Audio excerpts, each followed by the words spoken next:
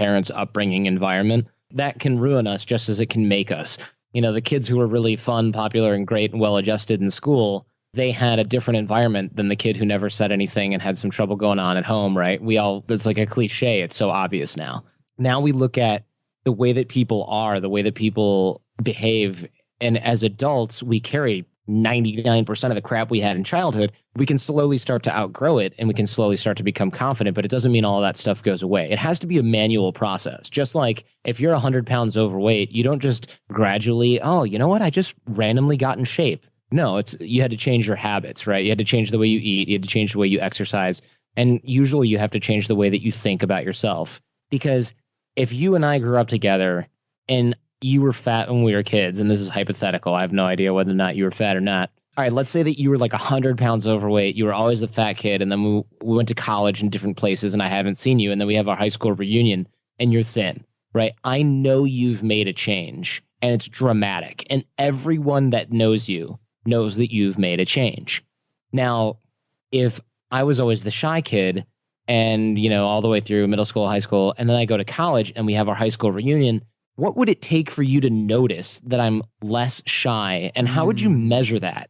You wouldn't really. I mean, you might notice because maybe I'm a little bit more outgoing than I was, but you and I were friends, so I wasn't really shy with you. I was more shy with, you know, women or other strangers, but you wouldn't really notice that because the way I interact with you hasn't changed all that much. And there's no gradient that you can say, well, Jordan was, you know, he used to be really shy and now he's what, less shy? I mean, those are the most descriptive terms that you can really give that type of change. It's another thing if you look at people who knew me growing up and they go, wow, you're like a totally different person, because my change is really drastic.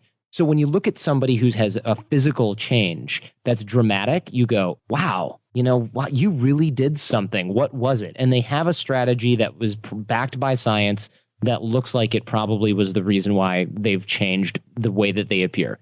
If I have science-based strategies that change the way that I behave, there's a 90% chance that most of the people that I interact with will not even really notice that much because they're wrapped up in their own stuff. Now, someone's appearance is so basic that you always notice the difference. That's why you'll see somebody that you've known for years and you'll go, did you get a haircut or something?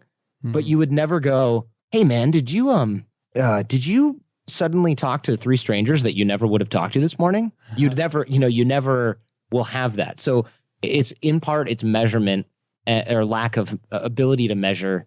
And two, it has to be such a dramatic change for most people to notice other than you, right? Because your first impressions are already kind of made. That's why it's even more dramatic to notice that somebody has lost weight or gained it versus somebody who you know changing their personality, because that image is already there. If you meet a bunch of new people after you make dramatic changes to your personality, they see you in a completely different way.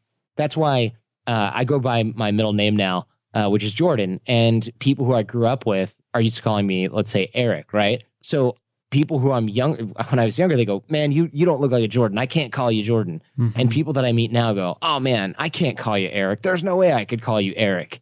I don't look like a Jordan or not look like an Eric. That's ridiculous, right? The only thing is their perception of me, their initial one, is what's burned into their brain. And so now the new one doesn't quite jibe with what they imagined me to be. And that's why it's so hard to notice if somebody's made dramatic changes. It's not that it's not science-based. It's not that this can't be done. It's just that we don't have good measurements for it other than subjective perception.